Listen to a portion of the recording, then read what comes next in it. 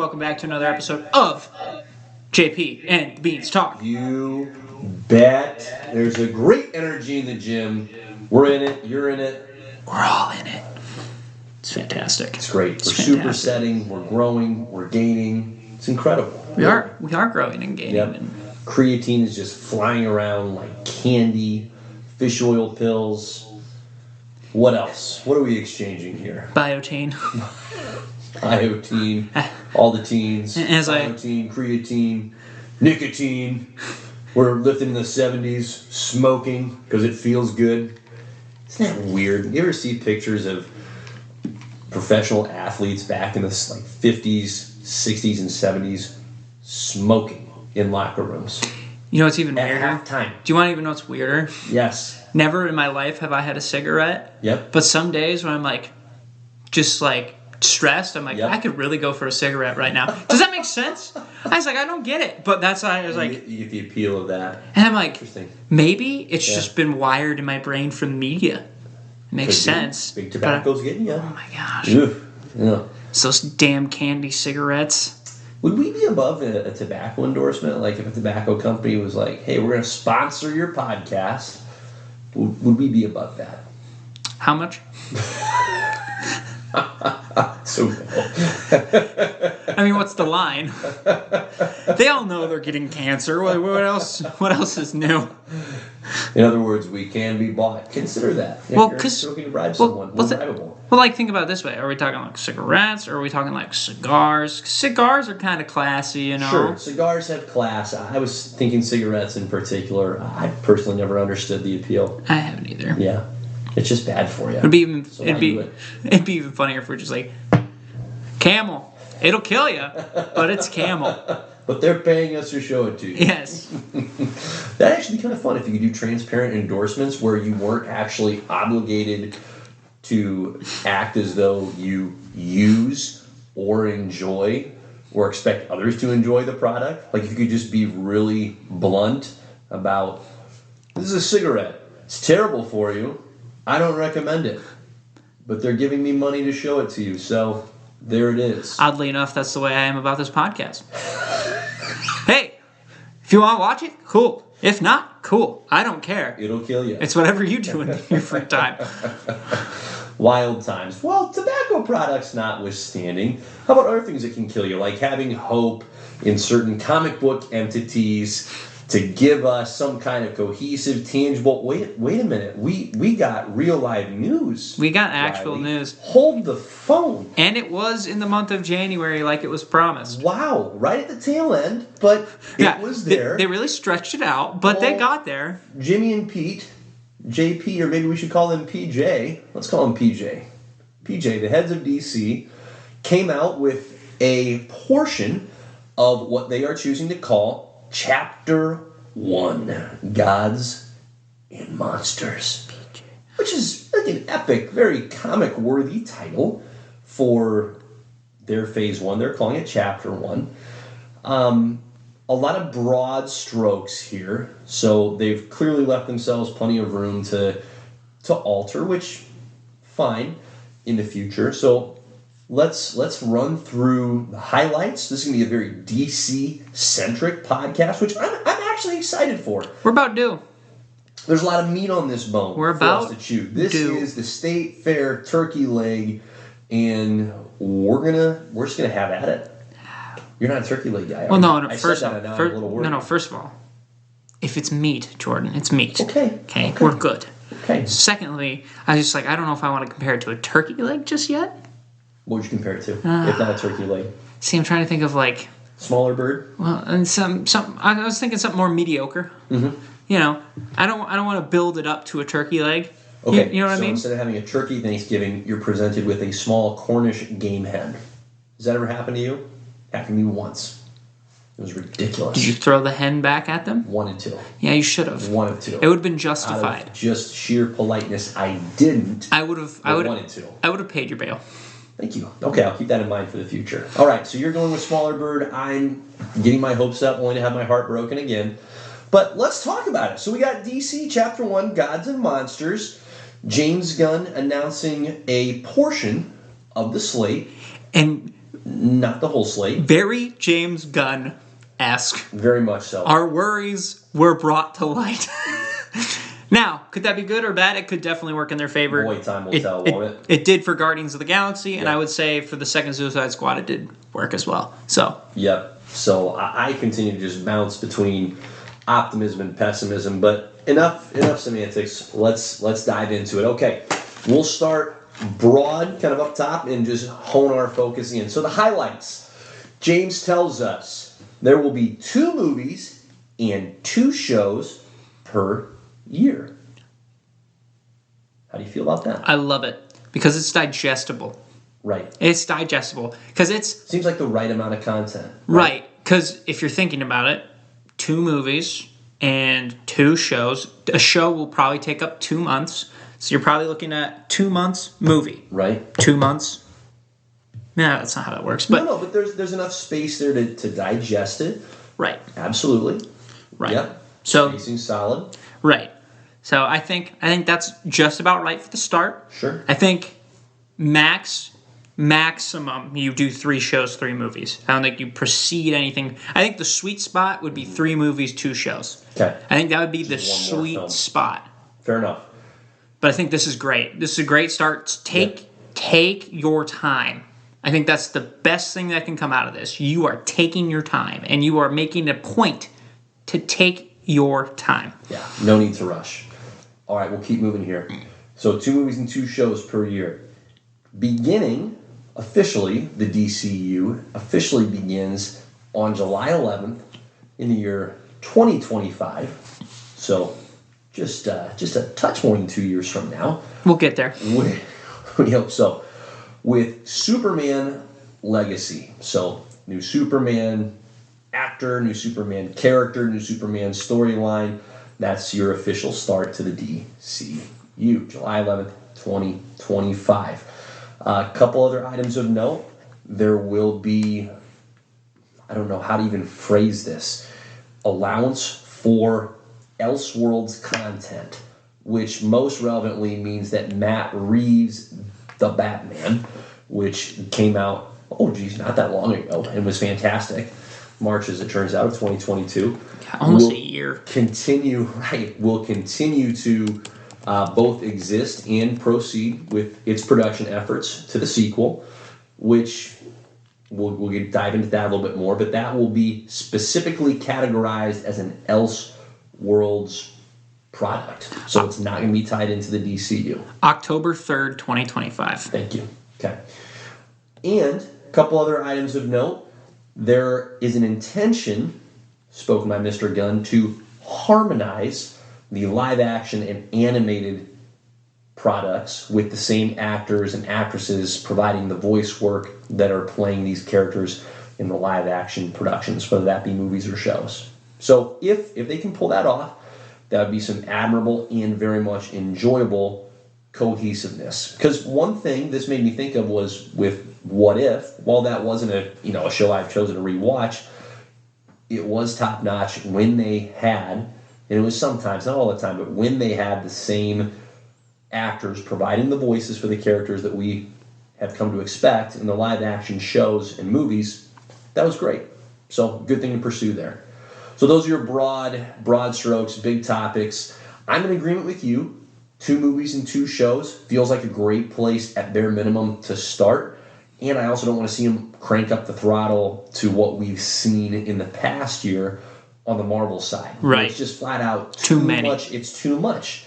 You can't consume it. And here's what's been fascinating to me, Riley, is just in conversations with folks that share common interests to ours in terms of the MCU, what will be the DCU, superhero movies in general. There are so many people that have not watched any number of the new shows or even movies simply because of a certain amount of fatigue. Like, good grief, how am I supposed to keep up with this? Because it's so much content. And so hopefully, right, we're not in this from a competitive, point of view of, well, we want one of Marvel or DC to beat the other. I would like a really healthy both.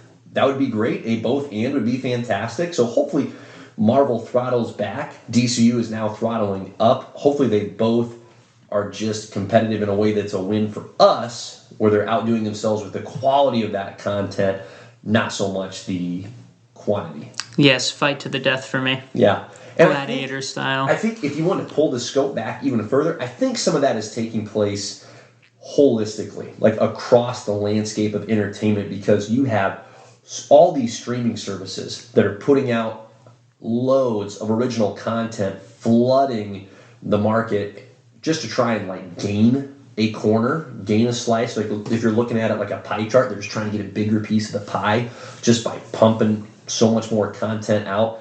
And at some point, that's not sustainable because people can't watch all this stuff. There is too much for people to watch, and that's the whole point of producing these movies and shows. You only make money on them if people consume them. So I think there's going to be an overall course correction that is already starting to take place, where there's scaling back, winnowing down, which I think is just appropriate. It's just more cost effective from a business point of view. But to bring it back to the DC focus, patience is great, right? There is no need to rush. Just like Marvel has dozens of characters that we would enjoy seeing, so does DC. So let's not burn through all of them. Let's take our time, focus on the right amount, about 12 or 15 for a good decade, and then you can transition to that next batch and so on and so forth. So I totally agree. We're in no hurry once it gets started. Right. That's where I'm impatient, as I'm just eager for it to get started and be on firm footing. But hopefully good things come to those who wait. I think so. Yeah. Anything you want to touch on with the gaming side? I mean, I'm not a gamer. I know that was part of James Gunn's announcement with trying to sync up the gaming arm or wing of DC with the movie and TV show arm. I just genuinely have no opinion. See, this is where it gets a little oomph to me. Mm-hmm. Like, I don't think we need to go that far.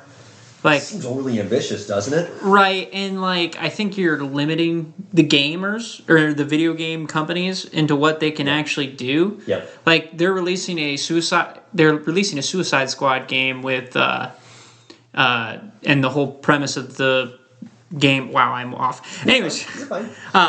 The whole premise of the game is the Suicide Squad's going around trying to kill the Justice League because the Justice League went rogue. So it is also Kevin Conroy's last voicing of Batman. Sure. So I just think it's very limiting to what they can do, and also I don't know what they would do. So, and I don't think it needs just seems unnecessary. Right, and I can't remember the last video game that did well based right off of a movie. Mm-hmm.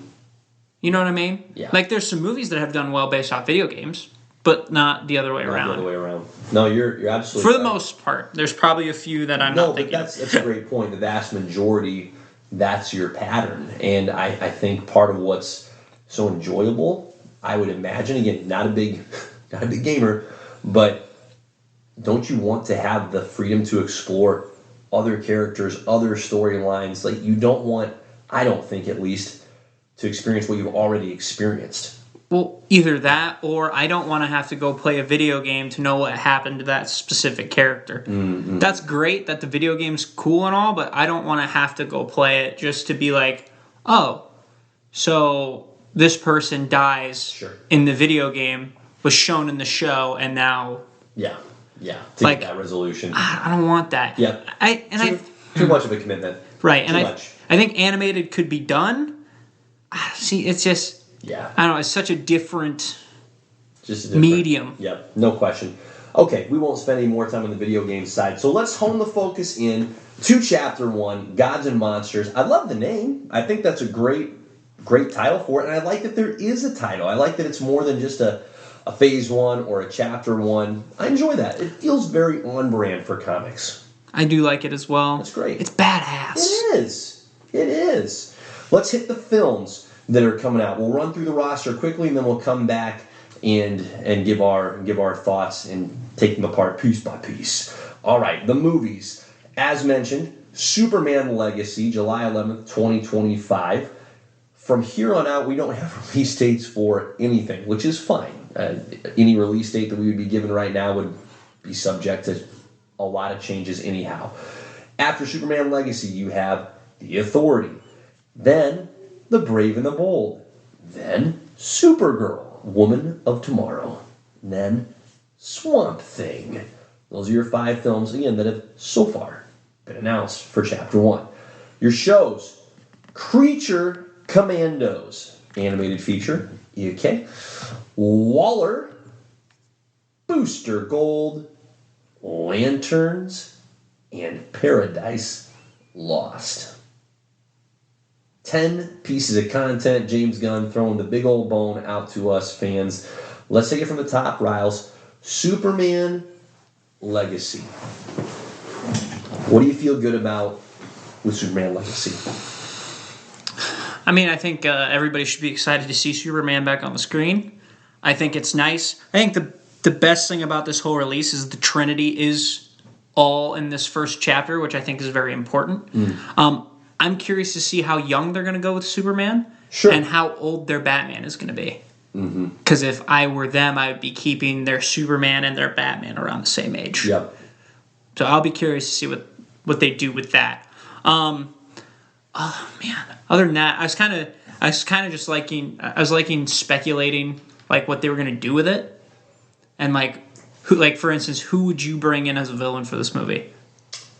Yeah. Because the whole premise they said was he was balancing his Kryptonian heritage with his human upbringing. Yeah. Which sounds so broad and generic. I don't know what to necessarily draw from that. That just sounds like, well, yeah, that's Superman. That doesn't sound particularly unique. And I don't mean that as a negative critique. I just mean that as a, well, okay. Right. That's kind of a nothing burger in my mind. To me, it just sounds like it's a Superman that's not really super comfortable as a Kryptonian. Gotcha. That's how I guess I take it. Gotcha. So, I don't know, I was thinking, like, if it were me, I'm bringing in Lex Luthor 100%. for the first movie. 100%. Set him up and set him up to stay. Correct. I think the first villain, I think you go the New 52 route with Bizarro. And then you just... So it shows off how smart Lex Luthor is. It shows Superman, like, hey, like... Right, because the New 52, Lex Luthor cloned Superman, which... produced Bizarro. Right. Yep. And then Superman's seeing, oh, this is what happens if my powers are out of control. This is the extent of what my powers can be, etc., etc. Sure. And I think you can show Connor Kent at the end of it where he's perfected the cloning. Yep. So I think that would be my choice. Yeah. No, I'm in agreement with Lex Luthor in particular. I think he needs to be introduced and established as the long-standing villain that he's capable of being. So no need to mess around. And I'll tell you what, I've said before, I don't mind Batman v Superman as a movie, right? It's not a movie I hate. I watch it and I go, all right, I'm entertained by that. The one piece of that movie that ages poorly, or most poorly for me, is how they portrayed Lex Luthor in that movie. It just didn't fit. No. It wasn't him. No, correct. It wasn't Lex Luthor. It's just a different crazy rich person. So, right. Not Lex Luthor. So, you just need to stay on brand with Lex Luthor. He needs to be formidable enough to be an opponent of Superman's. Cold, calculating. Yeah. He's smart. That's the whole point. Yeah. Absolutely ruthless. Right. Absolutely ruthless. Doesn't trust Superman at all. So, there's a great opportunity to get that villain right. Because part of what is so challenging with the character of Superman is when he is so extraordinarily powerful, right? So capable. How do you create any genuine conflict, any genuine or tangible possibility that, hey, he may not win? That's hard to get that villain right for Superman. I think that's one of the biggest barriers that he has had at being a compelling character on screen, is because you need to give him someone or someones that can really make things tough on him. Which, for what it's worth, I think Man of Steel did really well, which just, once again, brings up the fact that you and I need to watch Man of Steel together. I think with that whole premise too, Zod would be really well for this movie. Mm-hmm. But I'm like, they just did him. Mm-hmm. So you can't justify doing him again. Yeah. Yeah. And you have Brainiac, which I think would be great, but I think you save Brainiac because you... Yeah, and you can always expand Cosmic. Right, and we'll get into it later, but Supergirl is confirmed to be coming. Yep. I think it makes more sense if you have all the Kryptonians together against Brainiac, because Brainiac is that much tougher than Lex. Yeah. So, I don't know. That's where I'm at. Superman is not a character that interests me on that level, so if you can make him interesting, good on you. That's what I want. That was like... Yep. Because I had Wonder Woman, Gal Gadot, and before her, I did not care about Wonder Woman. Sure. So. Sure. Yeah, I think where I'm cautiously optimistic is that I think they have a chance to have a strong reset, to pull the positive qualities that did exist out of the Henry Cavill portrayal. And listen, I'm a big Henry fan. Wish that he was still in the role. Sucks that he's not. That's not going to change in my mind. But I also am aware that, hey, there's other actors that can do the job and do it well. So I'm willing, again, to open my heart up to somebody else. I just don't know. I feel very neutral about this. I think that will also depend on my entire thoughts. Yep. For all of these, to be completely honest, is like casting. Casting's going to be huge. Yep. Especially for Superman, Batman, and Wonder Woman, because you just had really great actors in those roles. So if you're going to replace them, you better have somebody worth a shit to go back in there and to be able to take that mantle up. Because to be honest with you, I don't think I would want to be the first person to take Superman after Henry Cavill's departure. Right. So they got to find somebody that's willing to be there for a while and loves the role. And right. So we'll see. Yeah, to be determined. All right. Well, that's Superman Legacy. Again, the first film that we'll see as part of Chapter 1, Gods and Monsters. All right, the next film that's been made known to us. And again, we don't really know if this is how they're going to play out chronologically. That's what we're led to believe by how James Gunn presented it, but keep an open mind. All right, next film, The Authority. Question mark? I'm Ron Burgundy? Riley, I know nothing about The Authority other than what was included in the press release or the release by James Gunn. And what I know is that these are characters that come from Wildstorm Comics. Now, Wildstorm, I do know that was founded, or at least co-founded by Jim Lee, a legendary comic book illustrator. I think he made his hay originally on X-Men comics, transitioned to Batman for a time. So Batman Hush, for any of you that have read that comic, that is a trademark Jim Lee production. He actually helped the New 52 get off the ground way back in the day by inking or penning inking would be the right phrasing there, the art for Volume 1 of the new Justice League comics run. So great artist, good mind for the genre. But he and I would assume some other associates started Wildstorm Comics in an effort to have their own essentially independent comics branch. So separate from DC, separate from Marvel, but I believe it's always existed DC adjacent. So there's been at times some crossover of characters, but I don't think there's ever been a truly consistent relationship. So that's what I know. What do you know about The Authority, Riley? I'm looking up because I need to know the roster. I know two of them, and I don't know much about the two of them, but I know Apollo and Midnighter. And I know that they are also lovers and they're dudes. So that's the only thing I know. Right. Which is weird that I know that out of all of it. But we won't ask more questions. Like that's the only thing I know. Okay, so they have the Doctor, Swift, Apollo, Jenny Sparks, Midnighter the Engineer, and Jack Hawksmoor. Very, very comic names. I was just trying to see if there's anybody else I recognize because I couldn't remember where Static Shock came from, because that's what I was hoping. Like, if we were gonna get any other, like, I've been like all in on Static. Sure. But I don't think he was Wildstorm. I think he was the one with Icon, and I can't even remember. Yeah. Well, and something I'm going to revise a little bit from my earlier history of as I do a little digging. So Wildstorm Comics did get shut down, but then tied into DC a little more than 10 years ago, back in 2011 when DC launched the New 52. So it kind of got folded into the DC continuity. So I can't say, again, that I've read or delved into any Wildstorm comic characters. So this is a very Guardians of the Galaxy move, right? Hey, here's characters you've never heard of, you have no expectations of,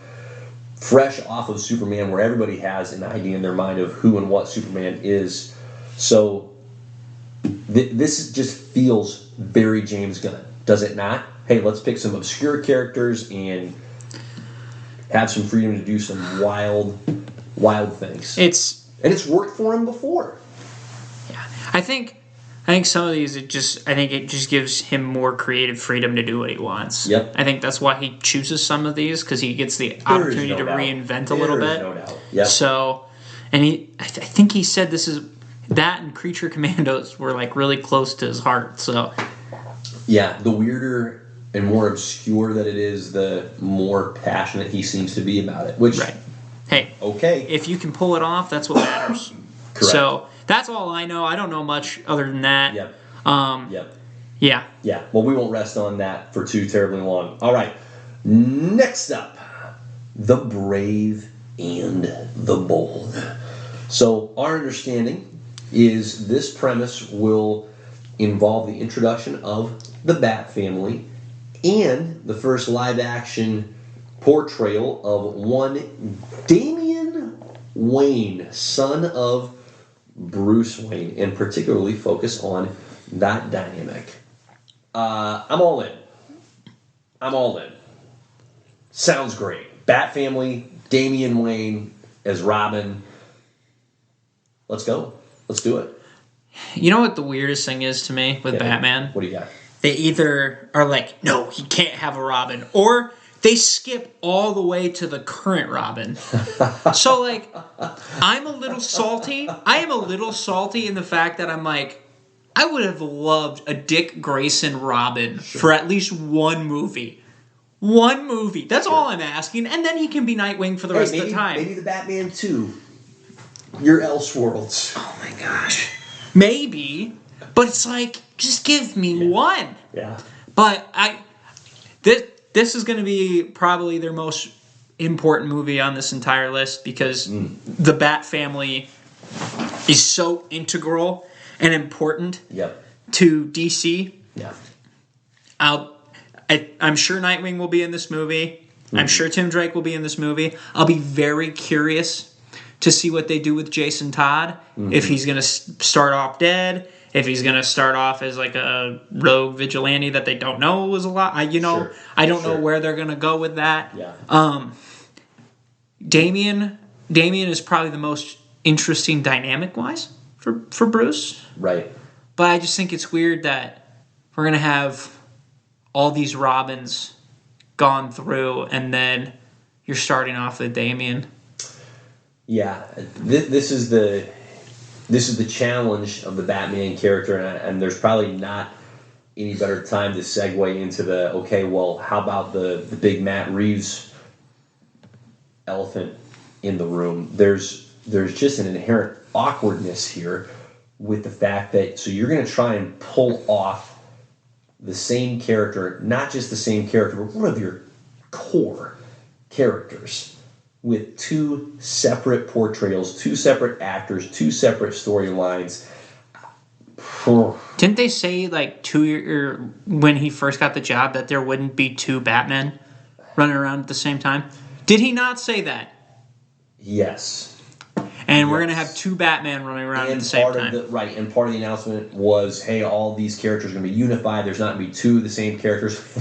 With the big caveat of, except for Batman. Well, because Batman makes him a lot of money. So I don't. It does. Here's what's tough. In a vacuum, all right, this concept, I love it. I'm all for it. I love the comics inspiration they're drawing from, the Grant Morrison Batman run. It features Damian Wayne as Robin. It's outstanding. Ironically enough, though, it has very little of Bruce Wayne. It's a lot of Damian Wayne with Dick Grayson posing as Batman. So it's very little Damian and Bruce interacting. There's some of that once the New 52 kicked off, then you have Damian and Bruce, but it's a lot and mostly of Dick Grayson, who is embodying the mantle of Batman so that nobody knows that Bruce Wayne is dead, but, dead, heavy air quotes, in the comic sense that he's dead. He's just been sent back in time. He's coming back. Don't worry about it. Can you imagine if their Batman, just they start off that universe as Batman as Dick Grayson? Right. Can you imagine? Listen, it works wonderfully in the comics. It's so a lot of ballsy. Fun. It's a lot of fun having the Dick Grayson and Damian Wayne dynamic. So, because Dick Grayson, as Batman, certainly doesn't feel like he belongs in the role or wearing the mantle. Everybody in the Bat family thinks it's necessary but also uncomfortable. Right. Because, you're not really Batman. And Damian's pissed because he is just ragging on Dick Grayson the whole time. Like, you're a sap. You have no right to be wearing that uniform. I should be wearing the uniform. And Dick Grayson's like, bro, you're 4 feet tall. So it's a total clash of personalities. But what's sweet about it is they grow close to each other. They are a tremendous team. And so they find common ground. They create a bond that's beautiful to witness. So I'm excited about the comics inspiration. In a vacuum, that's great. But then I look at the other vacuum, like, wow, Matt Reeves' The Batman was tremendous. That was great. I would love to see more of that. So if there's a way to somehow, experience the right amount of amnesia where I don't remember either one when I'm engaging with the other one, awesome. You definitely have to space it out. You have to be very smart and strategic with it. Sadly, that does not exist. What we're actually getting is 2 Batmen. And saying it out loud just solidifies how weird that is. It's so weird, Riley. Can we just be thankful that it's not going to be an origin story for Batman again? Agreed. Thank the Lord that we're not getting that. Totally agree. I'll be excited to see and experience Batman. But, yes, it's super weird. It's so weird. And, it's even crazier. I just think they're fooling themselves so they can pull that off. Hey, without it being weird. The Flash movie's going to make it even weirder.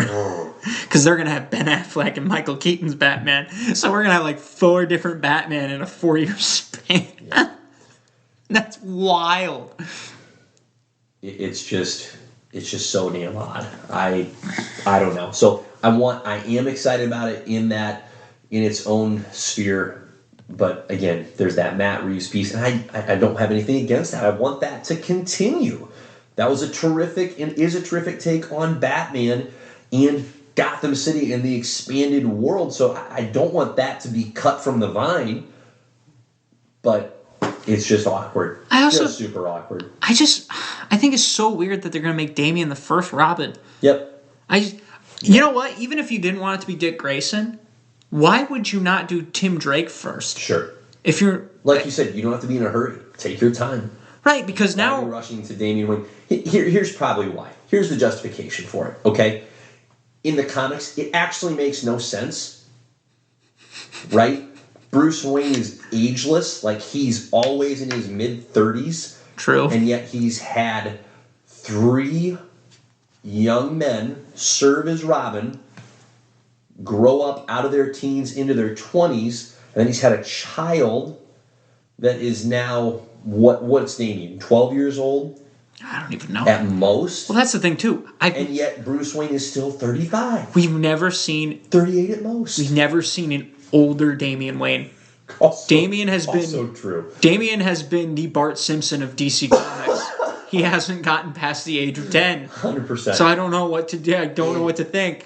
I think it has everything to do with James Gunn says, hey, Damian Wayne's my favorite Robin. And if you're ever going to... Oh, for sure. Right. So if you're ever going to get Damian Wayne, you probably just have to start with him so that your Batman and your Robin, your Damian, can age together.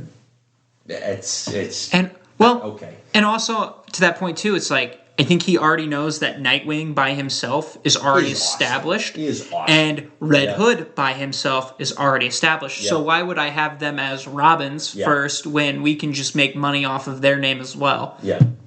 Yeah. But I don't disagree. Like the Dick Grayson Robin, near and dear to my heart. It's just... That was my Robin growing up. Yep. Teen Sadly, Titans. we're past it. All right. Shall we keep moving? Absolutely. All right. So Supergirl, Woman of Tomorrow. All right. So a Supergirl movie. We've never had that. Yeah, I don't... It's make me care. Like that, I'll say the same thing about Superman. The Supergirl. Make me care. I think she's more of an interesting character. Sure. Because she's got, like, the anger issues. So, to be that strong with anger issues is a little scary. Yeah. But Clark Kent's the Boy Scout. She's not the Girl Scout. She kind of flies off the handle a little bit. Yep. But I'll be interested to see what they do with her. I don't even know who you would like pair her up against. I think it's weird to have. I don't know. I think it's weird to have her in her own individual movie first. Sure. Rather than being a part of like a Superman film. Well, I don't mind it because part of what it does is it allows for this simultaneous examination of both Supergirl's character and Superman's character. Right. Because they both respond so differently to coming from Krypton to Earth. Superman responds in the comics, right? The stereotype is just all this warmth, love, hope, very positive, and Supergirl is far more conflicted.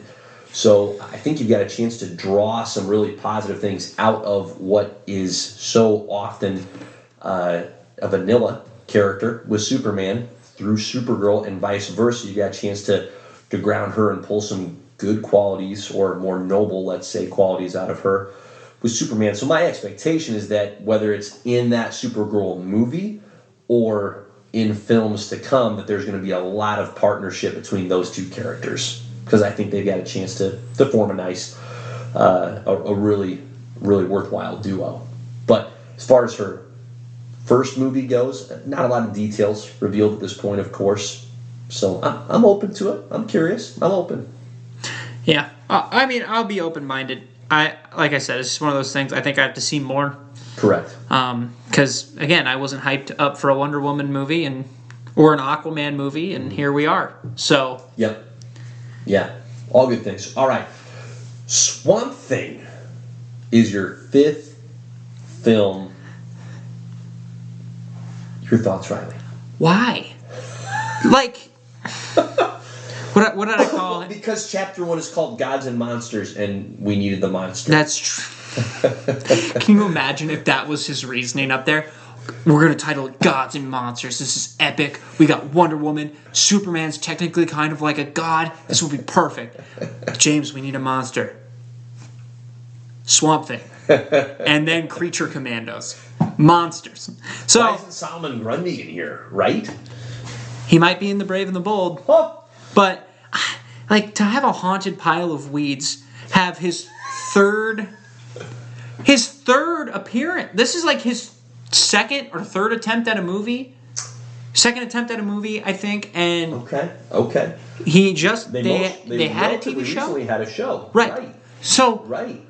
Out of all the mythical characters, I cannot believe that Swamp Thing has this massive of a cult following, and B, that he just keeps getting this. I can't imagine. You're telling me Dr. Fate and Zatanna aren't more popular? That blows my mind. Mm-hmm. Absolutely mind-blowing. Mm-hmm. And I told you this too, I would rather have a Detective Chimp movie than Swamp Thing again. I don't get it. And I haven't seen any Swamp Thing movie or show. Because why? Because, again, he's a haunted pile of weeds. I have no care in the world to see him. When he comes into to a story, usually it's because it's a big deal. Sure. I don't get it. I don't get this fixation with Swamp Thing.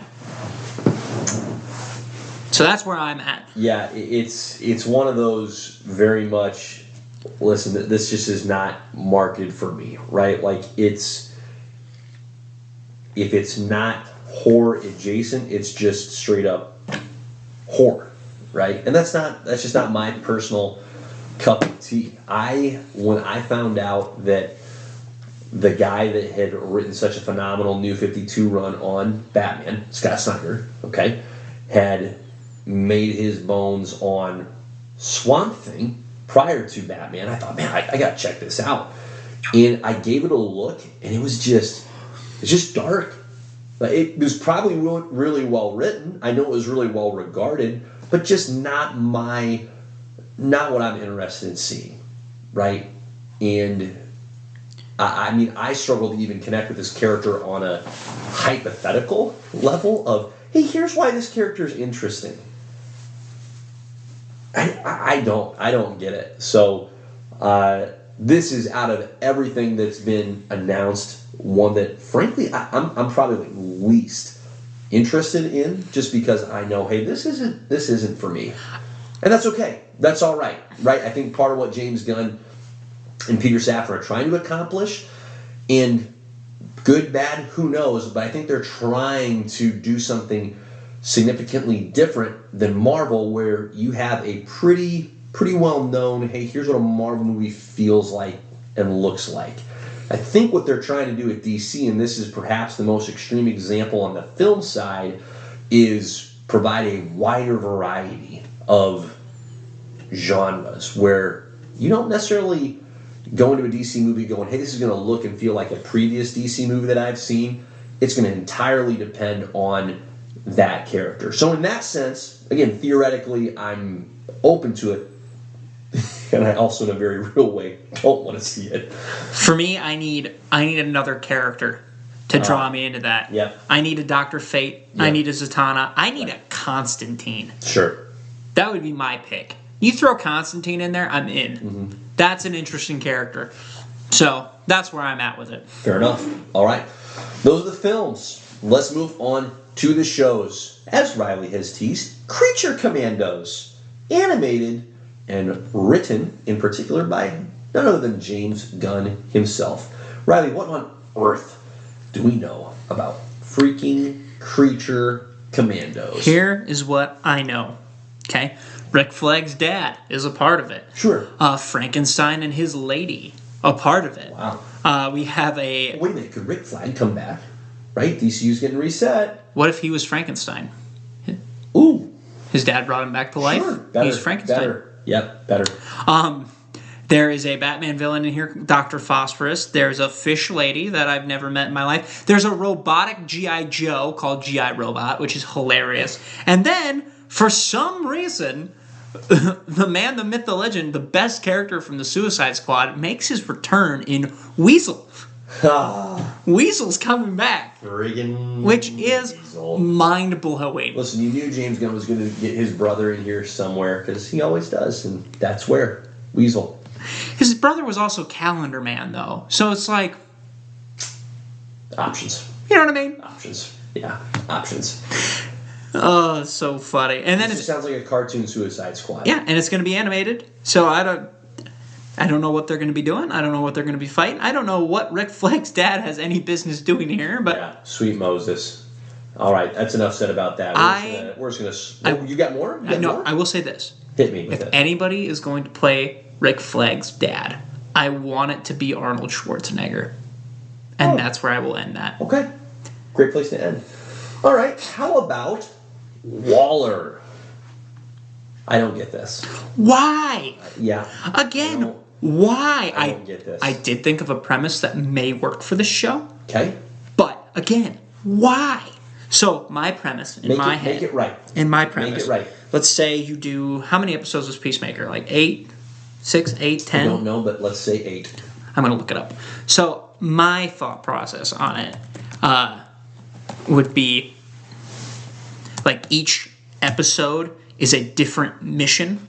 Okay. Looks like there's 8 episodes. So, a different mission, or like There's another side episode where you see her acquiring a villain, seeing that back process of that. That's kind of what I would want to see from a Waller show. Yep. It's just her like making deals to get villains and then just throwing them on these death squads and then watching the mission and watching them die. Sure. That's the only thing I could think of that you could possibly pull off with this. That's all I got. Hope it works. Yeah, I don't even know where to go or how to jive with this. It feels forced. Out of all these, I cannot reconcile that we can't find a way to have Henry Cavill be Superman. Can't find a way to have Matt Reeves and Robert Pattinson's Batman be our Batman, but Viola Davis is going to continue to rock it as Amanda Waller. That does not compute. Because it's not as if she hasn't like crushed it and we're going, what an outstanding character. And that's nothing against Viola Davis and how she's portrayed Amanda Waller. I just don't understand the amount of screen time she's received. She's a supporting character, and they're crafting her as this pillar of the DC universe. They're making her to be a more ruthless Nick Fury. Yeah, but Nick Fury at least assembled the Avengers. No, it doesn't make sense. Amanda Waller, exactly. Amanda Waller's assembling the bad guys? Even then, it's like, to do good things? I don't get the obsession. I don't get the obsession with her. She's best friends with Hawkman and Black Adam? Right? That didn't make sense at all. When did she have anything to do with the Justice Society of America? I was so confused. I was like, so the government runs the Justice Society of America? Because last time I checked, that doesn't make sense. With all the ties, Riley, that are being cut from the previous iteration of these DC characters, how and why Amanda Waller is just being this Rasputin who cannot be killed. Wild to me. Wild. So this is totally on James Gunn to prove that this makes sense. Because this feels forced, and this feels like, hey, this is someone that I know from the Suicide Squad movie that I made, so I'm going to lean into that. I mean, that's all that it feels like. There's not, and I'm bummed by that. I just don't get it. And yeah, she's a great actress. I don't get it. I don't get the fixation. I didn't find she was like in things, but getting her own show? Yeah, it doesn't make sense. Again, I don't know what they're going to do with her. Like, make her an actual adversary. Like, have her assemble a squad that's going to take down the Justice League. If you want to make her a bad guy, okay, now I'm interested. Because now we're seeing character development with the villains. Great. I'll get on board with that. And maybe that's where they'll go. But this in-between nonsense, I'm not there for it. Well, in the New 52, did she not make the Justice League of America? She did. Okay. Correct. Because the Justice League was an international entity, and so then she made the JLA, which on the surface was supposed to, serve the United States, but her purpose was for them to take down the Justice League. Right. Yeah. So, all right. Enough of Waller. We've already talked about her too much. How about Booster Gold? Called it. I called it. I wanted it here. I called it. I was like, just watch. It's going to be a Booster Gold show or something. I called it. Right. I wish. On record, you did call it. I wish I had the receipts in front of me. I called it. You know what? I'm okay with it. I like Booster Gold. He's a unique enough character for me where I'm like, sure. He's interesting enough. You can place him so far in the future, which is where he is anyways, and do whatever you want and not have it affect the story at all. Yeah. I'm like, do it. Listen, it is a great premise for a character, right? Dude from the future who is a loser, comes to the past, and because of all of his future tech that he's brought with him, is heralded as a hero. And he just leans into it. He's like, this is great. I am a hero. You're right. Thank you for noticing. We don't have... So he's just, he's a poser. That's fascinating. And we haven't had a character like that shown in DC or Marvel on screen yet. Yep. So I say, go for it. Yeah, very much worth it. I wonder who they're going to cast for that one. Who would you cast? This is a fun one. Myself. Okay, let's assume you're not eligible. That's a good question. Ideal pick is Ryan Reynolds, but he's locked up as Deadpool. I think he's also too old. I don't know. Okay. I would almost... This might sound a little crazy. If crazy. he was younger, okay, I would say maybe a Zac Efron. Ooh. Well, how young does he have to be? Zach's not an old dude. I don't know. How old is Zac Efron? Zach's fine. That's a great choice. Thank you. I support that choice. I endorse that. That's great. Zach's got the right energy for that. Let's see. Yep. Perfect choice. Perfect choice. That's who I would pick. Let me see where his... I want to just see how old he is. Because he What's can't... his date of birth? Well, I'm looking. I can't find it. Oh, 1987? Oh. The guy's my age. Let's go. Wow, look at that. Let's go. Zach's in. Booster Gold. All right, you're welcome, James. Got that one solved for you. Well, now I feel like a dick. I'll hit you later. It's fine. Off screen? Off screen. Great. Off screen. I'm glad I can look forward to that. Is he like really old? Cool, bro. Cool. I don't know what I was thinking his age was. I was thinking he was like, I don't know why. Amazing stuff. Amazing stuff. All right, so good on you. You called Booster Gold.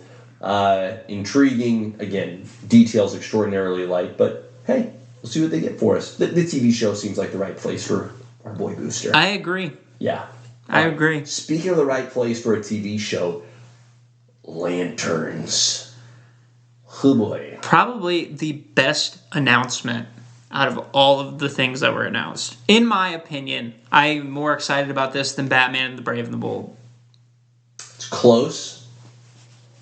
I'm also a sucker for Green Lantern. No, I don't know. I don't disagree. I don't know where I stand yet. That's still settling for me. But I'm respecting the energy there. I think it's awesome. We're getting Hal and John. Correct. I think Hal Jordan, John Stewart.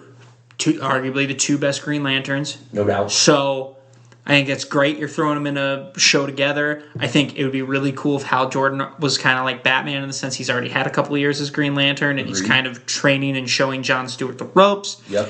I think it's interesting they're going a detective-esque route. Love that. I like it a lot. Yes. I just think it's weird because I don't know if in the comics they are detective-esque, if that makes sense. You would know more than I would. Yep. It's not off-brand. I wouldn't say it's directly on the nose. You know, they are a intergalactic peacekeeping force. Right. So they're space cops. Yeah, they're space cops. Yeah. So they're detective adjacent. They are not, detectives in the strict sense that you see Batman, operate as a detective, where he's examining evidence, pursuing leads. So I would say in the Green Lantern comics that I have run with Jeff Johns and his run, it was more in the broad sense. There was a lot more, let's say, soldiering. Right.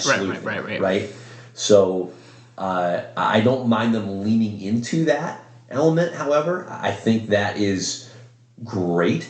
And just like you, I'm just hungry for Green Lantern content. I love the choice, just like you, of the characters of Hal Jordan and John Stewart. And I love that we should be getting at minimum 6. I'm expecting 8 episodes of 45 minutes each. At least 45 minutes of these characters. That is so much more time than we would get out of a Green Lantern movie. And this particular slice of the DC universe, I don't just mean the film, I mean the comics, it's rich. You could ignore just about everything else that comes with DC and hang out in the Green Lantern world for a good decade, and you wouldn't be running out of content. It would be outstanding. So I'm all for introducing these characters in, or at least giving them, it's entirely possible to introduce another movie, so I shouldn't get ahead of myself, but giving them a show to have that time. That is awesome. Well, extraordinarily exciting. I don't want to get your hopes up. Do it anyway. But Peacemaker was 8 episodes, and Yep. it was about 40 minutes. Yep. So I'm assuming with stuff like that, they're going to follow that format. Totally agree. Totally agree. Yeah, no, I think that's the most exciting thing to see. You can do a lot of different stuff and introduce a lot of cool characters. I think the sky's the limit. The color spectrum. I mean, there's that concept that is wild. There are a myriad of outstanding villains that come from the Green Lantern legacy. So there is so much to draw from here. I love the idea of a slow burn, so to speak, with the show opening up that Green Lantern world. That's incredible to me. I think that's great. So, talk myself into it. I am most excited for this. It's great. I'm there with you. Amazing how I have that power. Look at you go. Look at you go. You insult my age, and yet you still draw me right in. That is so funny. Zach is my boy.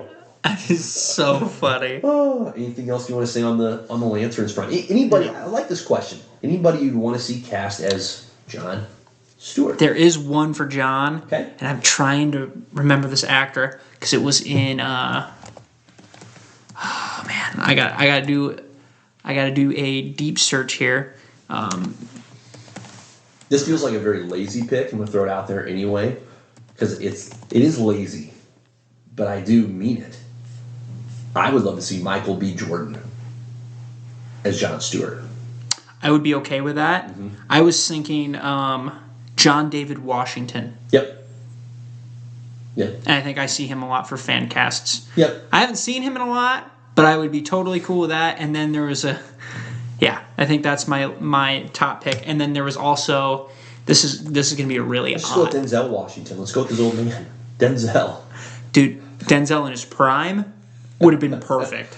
Now Denzel, you can call old. He's He's aged like fine wine. He's there. He's spectacular. There is another guy, and he was just in Equalizer. the Glass Onion movie, and he was also on in Hamilton on Broadway. Yep. His name is Leslie Odom Jr. Yep. I think he would be also fantastic. There you go. Yeah. So those are some of my picks that I've thought about. I enjoyed Mr. Odom Jr. in the Glass Onion movie. Yes. Sure. Okay. Good picks. Good picks. All right. The last show that was announced is Paradise Lost. Now, this is a Wonder Woman... Game of Thrones-esque is how they described it. Right. So it's set... It feels very prequel-y. Doesn't feel like it's set in the present where the rest of these shows and movies exist, because it's exploring the origins of Themyscira, also sometimes known as Paradise Island. Now, maybe I'm reading too much into what they released, but that's how it felt to me when they're talking about it, exploring the origins. Perhaps they're exploring the origins with flashbacks, so it's still set in the present. But regardless, Paradise Lost. We're getting some in-depth hangout time with the ladies of Themyscira. So I'm intrigued.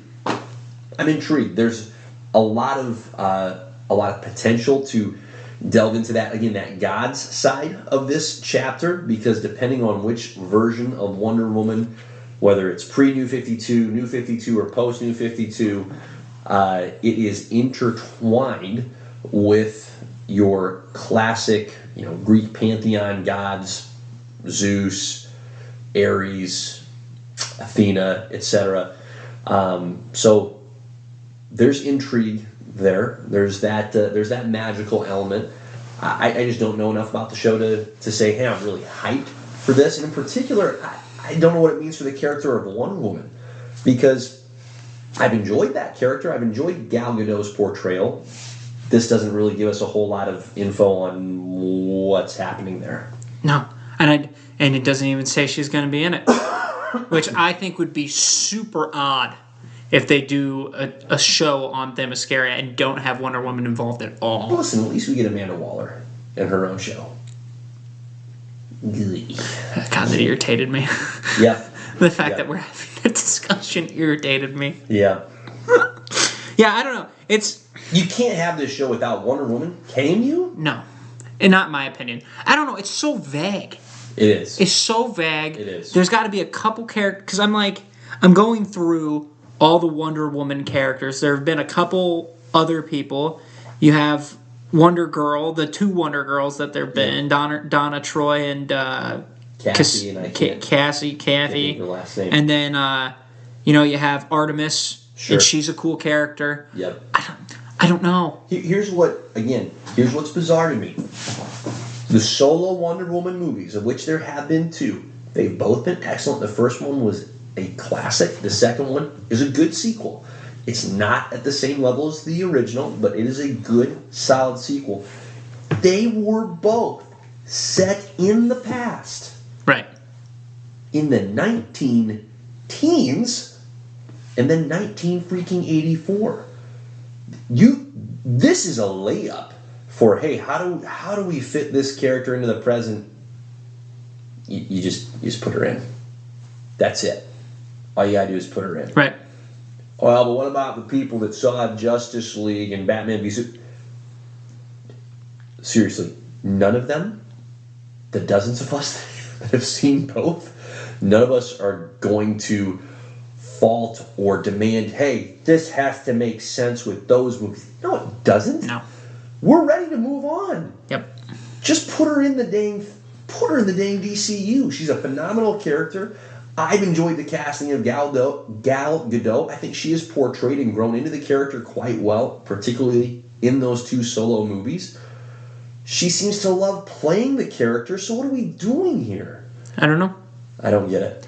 But you have to have the Trinity, in my opinion, so I think it's kind of silly if you don't have her. Yeah. That's where I'm at. This feels to me like they haven't yet come to amicable terms with Gal Gadot. I think If at all. If at all, right? I'm guessing there's some effort being made, but I would also imagine that Patty Jenkins, the director of the first two Wonder Woman movies, isn't feeling too excited about the fact that her planned third movie in her trilogy has been axed, right? So you've got some smoothing out to do. And as far as world building is concerned, I thought Patty did one heck of a job with Themyscira in the first two movies. So sure seems like she'd be a great resource. Don't get it. It's odd. But Paradise Lost. There it is. Okay, so there's the roster. There's the rundown, again, of what's been announced so far. There are more movies and shows to come to be announced. What was announced and shared were 5 movies and 5 shows. Chapter 1 is supposed to span anywhere from 8 to 10 years. And if you're doing the math, let's round it up to the 10 because that's the nice round number. If there's going to be 2 movies a year and 2 shows a year, this is only half of what is still to come. So on that note, and in that light, unless you want to backtrack, and feel free to do so and hit on other items here, I thought it was time for another classic JP and the Beans. Top freaking 5. It's top 5 time. It is It's top 5 time. We've hit everything we needed to hit. It's Totally top agree. 5 time. Totally agree. All right. Top 5 characters that have not yet been announced that we would like to see in Chapter 1, Gods and Monsters. Riley, you go first with number 5. I want to first say that most, if not all of these, I want to be series. So I'm going to start that premise off right there. So I didn't come up with a movie. Great. But I came up with characters that in particular you'd like to see in a show. I'm starting off number 5 with and see, I kind of also had James Gunn in mind because I know he likes the uniqueness of some stuff. Yes. And I think that's where DC can really thrive. I think they have a lot of oddball characters compared to Marvel. There's no doubt. So number 5, I have the Metal Men. Mm-hmm. It's unique enough. I think it'd be fun. Love that pick. I think I'm going Metal Men with Those number are 5. Great characters. Right. Great characters. They're extraordinarily unique. And they would just be fun supporting characters in other projects. Yes. Like, you don't have to have 19 seasons of the Metal Men. But if you have, like, one limited series and then they show up in a Justice League to help out for 10 minutes, I think that's pretty cool. That's great. You know what I mean? Like, that's pretty cool. That's great. It's my number 5. All right, great number 5. Love that. My number 5 is a duo, Hawkman and Hawkgirl. are my number 5. I think that those characters have their own very unique lore. The idea of the fact that they are so entwined with each other and yet very tragic, right? Little romance in there, but hey, you die, you get reincarnated, the amnesia thing kicks in, you don't necessarily remember what's happened in the past, you remember some of it. Fascinating. I'd love to see Hawkman and Hawkgirl. That's my number 5. Solid pick. Thank you. Solid pick. My number 4, Cyborg. This is a little bit of, I'm going to throw a bone here to Zack Snyder's Justice League cut. Ray Fisher portrayed Cyborg extraordinarily well, in particular in the extended cut where he was given just more room to do things. And I thought he was awesome. I've enjoyed the character of Cyborg in the Justice League comics since he became an integral part with the New 52 over a decade ago. I would really enjoy seeing Cyborg, not as a solo character in a solo movie, but I think he is a tremendous supporting character. So Cyborg is my number 4. My number 4 is Firestorm. Ooh. Because of the power set being super unique. Yep. And the dynamic between the two characters becoming the one. Mm-hmm. I think that's really fascinating thing that you could do a lot of different things with. So I'm going to say Firestorm at number 4. Okay. Great choice. Love that. Your number 3, sir. And my number 3 changed, which is hilarious because of what happened. So my original number 3 was Hawkman and Hawkgirl. They dropped off the list. Hello. Because... And I only had him that high because I liked Hawkman and Black Adam. You bet. But I don't know if they'd bring him back for Hawkman at this point in time. So I have no idea what's going on with that. Again, he's best friends with Amanda Waller. He's got the in. You would think. But you don't know. Number 3, I have Static Shock.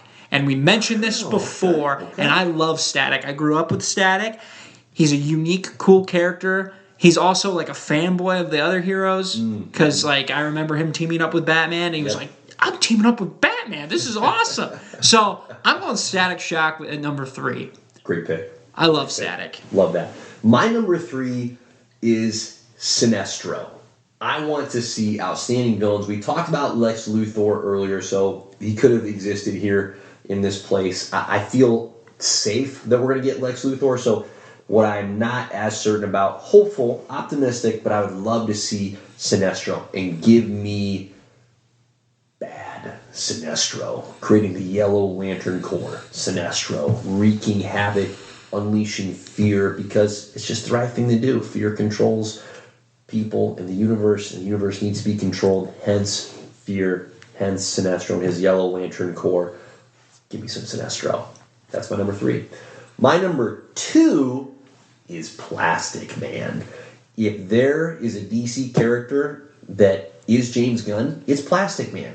He's freaking nuts. He's hilarious. And part of what is great and extraordinary is his power set is actually nigh unstoppable. Pretty cool. He is redonkulous. He's not just Mr. Fantastic from Fantastic Four that can stretch out. He can shapeshift. He is extraordinarily malleable. He is durable as all get out. And in his own way, he's freaking fearless. He just jumps in, and he always can get everyone's goat. So, give me some Plastic Man. I think it's a great pick. Number 2. My number 2, Plastic Man. Come on! Come on! Yeah. Yeah. I had the same thing. Yes. It's all the same thoughts. I was like, you know what? We haven't seen a really good... Let's see any Plastic Man. Well, not even that. We haven't even seen a really well-portrayed stretchy guy. Yeah. In a very long time. Give us the stretchy guy. Yeah, right? You bet. So, that's You number bet. 2. Okay, if your number 1's not the number 1 that I think it is. Hey, I'll tell you what. I forgot him one time. I will never do it again. Good. I will never do it again. This will always be our number It's 1. the only It's number the one. only number It 1. is Martian Manhunter. 100%. By far. 100%. By far. Not even close. No, it's not. Do you know how awesome it is? See, first of all, if you're going to do a detective series, you give it to Martian Manhunter, who is a detective. Interesting. Could we see him introduced in Lanterns? Don't you start with me. If any character deserves any kind of love, it is Martian Manhunter. This man deserves it. Martian Manhunter. What a phenomenal character. Part of what I enjoy so much is how much I want to call it the original. So Grant Morrison, we've thrown his name out there because James Gunn has cited him as a direct inspiration with The Brave and the Bold, right? Well, Grant Morrison made his bones on a Justice League run in, would have been like late 90s, early 2000s. That's tremendous. Absolutely classic status. And Martian Manhunter is a critical component of that group during Grant Morrison's time. And the link that he provides between all of these diverse characters that come and go in the Justice League. Martian Manhunter is one of the steady bedrocks of that group, and in such an extraordinary way because he can relate to Superman, he can relate to Batman, he can relate to Wonder Woman and everybody else in between. He's the green glue. And here is the best selling point for Martian Manhunter in case DC gets worried about anything. You could literally have anybody play a Martian Manhunter as long as you have the same voice when he's in alien form. Okay? That's literally it. You could have anybody be Martian Manhunter for 3 movies as long as when he goes alien, there's the same epic voice, James Earl Jones-esque voice, voicing him. You got it. Perfect. You got it. Yeah. That's where I sit. Yeah, no question. I think this is the first time we had 2 matching. Right, top 2. Our top 2 matched. Good for us. When you said plastic, I'm like, no shit. Yeah, good for us. Absolutely love it. Well, a lot of fun to have so much tangible DC news to discuss. Again, I still don't know how hopeful to feel. I feel like a little bit of a blend at this point. I'm hopeful. I'm very pessimistic, but I want to be thrilled. I'm open to it. Obviously, there's a long time between now and July 11, 2025. And in the meantime, as you stated before we started recording, we've got 4 freaking DC movies this year coming in hot. So there's a load of DC-ness coming our way. Be fascinating to see how it unfolds in the year to come. It's also interesting, and I just thought about it, but with a title of Gods and Monsters, I'm interested to see how some of those projects that you're like, where's the God and the monster come into play? Yep. Like what that's going to be. Yep. So, because I feel like it's almost like a hint to all those movies. Because they got to kind of follow that theme, you would think. So, good question. No, it's a great question. I'm kind of excited about that. Yeah. Yeah, lots to feel optimistic about, lots to be hopeful for, and I think part of what else is cool in the meantime between now and then, a lot of great opportunity to get into some more DC comics and learn a little bit about some of these characters that we currently know jack squat. And this year still we're getting Shazam, we're getting Flash, we're getting Blue Beetle, we're getting Aquaman. You bet. It's a full DC It is. year. It is. So it's great. It's great. Lots to look forward to, lots to be hopeful for. I think that's it, Riles. I think it's it. Love it. Take us out, my man. Well,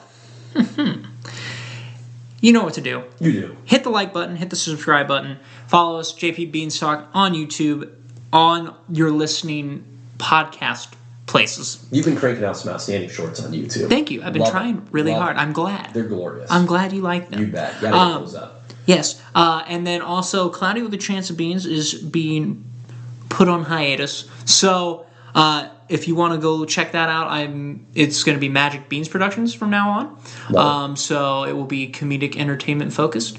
I do not know more than that. So we're kind of in the testing phases. Call James, see what he has to say to you. Mr. Gunn. Yeah, hit me up. I'm available. So, on that note, I think that's it. Yeah, appreciate you guys listening and watching. Thanks, everybody. God bless. Peace.